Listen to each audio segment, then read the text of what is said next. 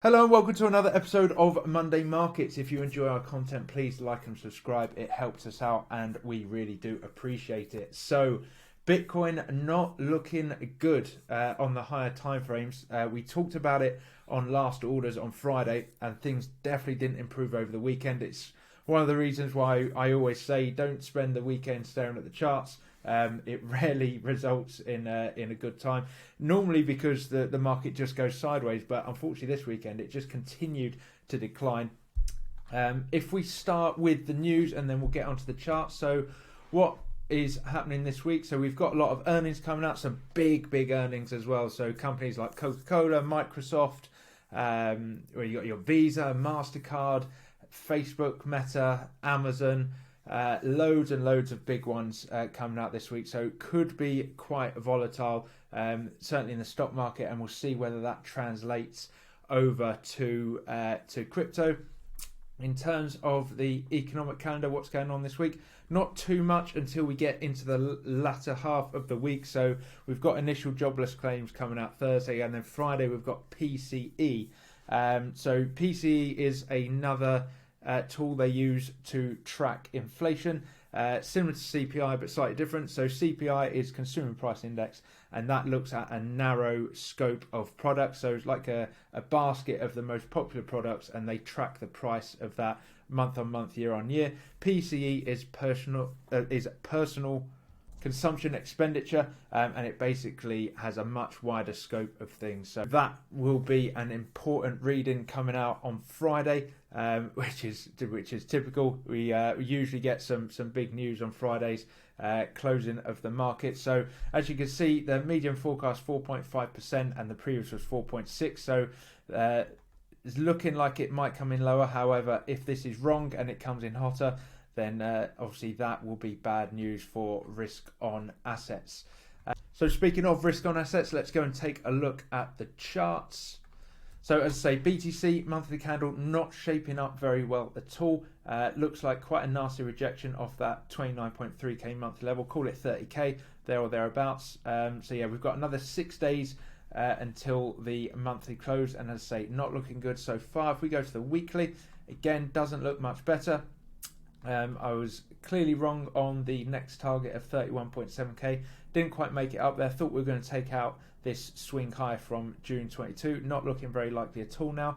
But yeah, this weekly candle closing below the last 4 weeks, or closing lower, I should say, than the last 4 weeks weekly candle. So not a good look and not a good start to the week so far. Of course, it is only Monday, so we'll see how this candle shapes up.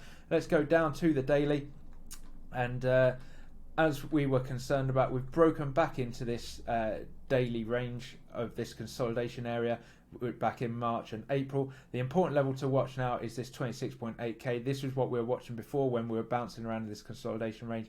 Didn't want this to break. If we actually go to the 12-hour, you see important level, nothing below that really in terms of support. It's literally nothing but air from there down to 25.2k. So I think 26.8 is the final sort of line in the sand, if you like. Break below that and then we're hitting 25k, and I'll be interested to see where we go from there. Of course, back to the monthly time frame, 25k is that big monthly support. It's the swing high from August 22.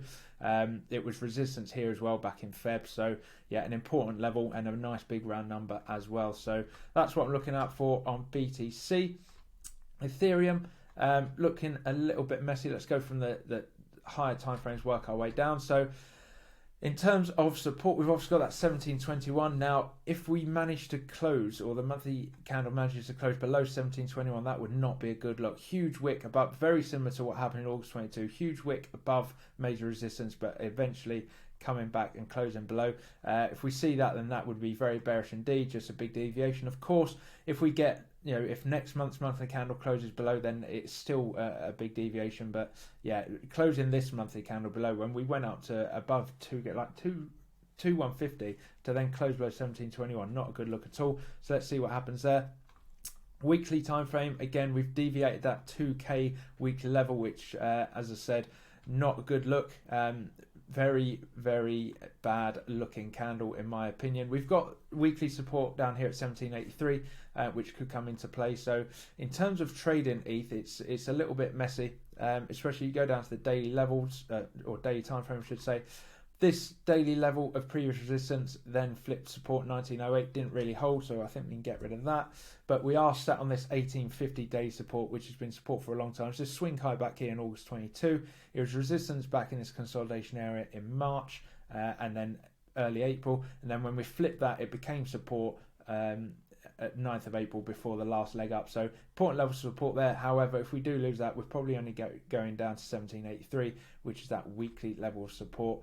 But as I say, if you start trading below that, I mean, there is only, as I said, 6 days to go before the monthly candle close, so it's unlikely we're going to see it close below 1721. But crazier things have happened, so that's what to keep an eye on. In terms of ETH BTC, it was all looking so good.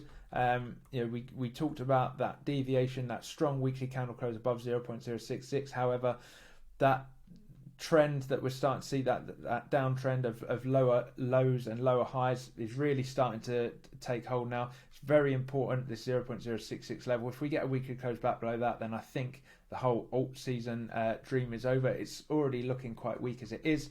So yeah, important thing to watch is that level there. Let's see how that goes. Bitcoin dominance, whilst looking quite bearish, we still haven't managed to get below that 47% mark, which is what we were talking about last week with these lows from earlier this month and last month. So again, not looking how we would want it to look for alts to have a little run. And also the other nail in the coffin here is the total 2.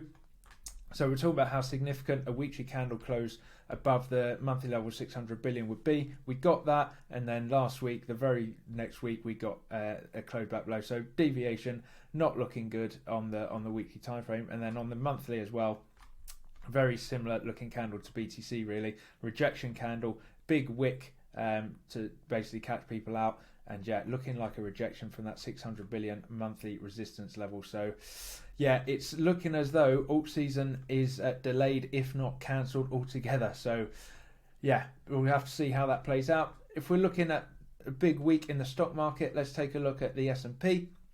So I thought last week that maybe we would see a squeeze up to the monthly range high of 4327, which would then bring the VIX down to much lower levels. I'll go on to that in a second. Hasn't happened. We're still rejecting off that 4175, as you can see on the weekly. I thought this was finally going to break. We get a big squeeze up, as you can see. No resistance here whatsoever. So a big squeeze up, big FOMO rally, potentially bring crypto up for that last little squeeze as well, where I was talking about BTC coming up to 31775 and ETH up to 2300. Thought that was going to be the case. Clearly wrong on that. And with those big earnings coming out this week, I wonder if that's going to be a positive or negative effect on the market. Of course, negative, then this resistance is going to hold and we're going to trade back down towards 3963. If things are positive, then maybe we do get that breakout and that squeeze, and maybe this is all a bit of a bear trap. But we'll have to wait and see how the week plays out. Not much point going on the daily, but if we go to the VIX, what I was talking about, I was thinking that if we go to the weekly, a run in the S&P would bring the VIX down to these sort of 14, 15 levels, these extreme lows on the VIX, and then we would see a top. And as I say, BTC going up to 31.7, ETH to 2300, but didn't happen. I wonder how earnings affect this week. In terms of alts to watch, so these are the altcoins we talked about last week with the addition of AVAX. So if we, on the weekly time frame, as you can see, we had the weekly breakout of ADA. It's deviate back inside. That is a very, very bearish sign. So a potential trade there in terms of a positional trade. You could sit in this with an invalidation nice and tight, which is just a weekly close back above, what's that, 40 odd cents. We're at 40.5 cents, but yeah, trade that down. Weekly mid-range at 32, weekly range low down at 24 cents. Nice, easy positional trade there. AVAX probably missed this trade. As you can see, it actually held its weekly resistance up here at $21.5. But again, looking pretty bearish that it's rejected that again. Probably going to trade back down towards this sort of weekly mid-range, or possibly even the monthly support down here at $10. Obviously not all in one go, but what's going to come into play over the next week or two are these 5th of December weekly levels, which were the bottom on the 6th of March week, where we had that flash crash down to 20k and then rallied from there. So important levels coming up. BNB, again, nice area in terms of a positional trade. It's deviated this weekly range high and now resistance again. Could positional trade this down to the weekly mid-range day level at 273. I'll show you that in more detail in a second, or potentially the weekly range low. If we go down to the daily, you can see it's also deviated on the daily time frame. So we didn't have any daily closes above 338, apart from here in November, which was a big deviation, huge spike. Can't remember what happened there, but big deviation, and then it ended up trading all the way down here at, well, initially down at 253 before another rally, and then down at 220. So yeah, same again here, deviation over the weekend. And yeah, trading back below. So again, you've got nice easy invalidation of simply a daily close back above 338, or if you take this start of the leg of the move at 343, again, still a nice risk reward. And that weekly mid-range daily level, as you can see. So if you take the go to the weekly.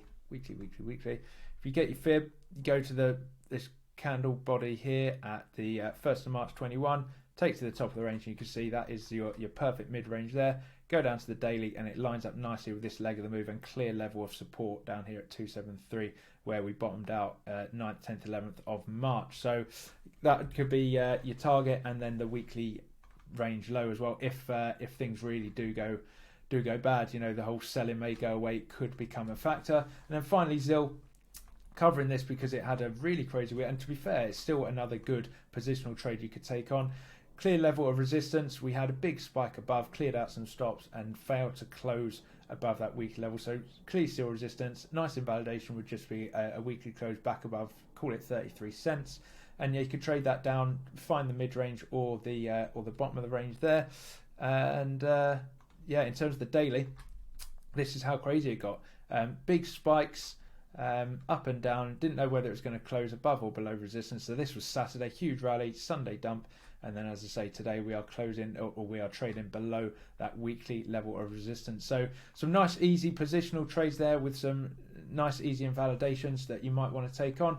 Keep an eye on things in terms of BTC and ETH on the daily time frames, which will obviously lead to bigger moves on the higher time frames, and then watch out for those stock market earnings, and of course the PCE coming out on Friday. So that's what I'm looking out for. Join me on Friday, where we take a look at everything that happened in the week, and I will see you then.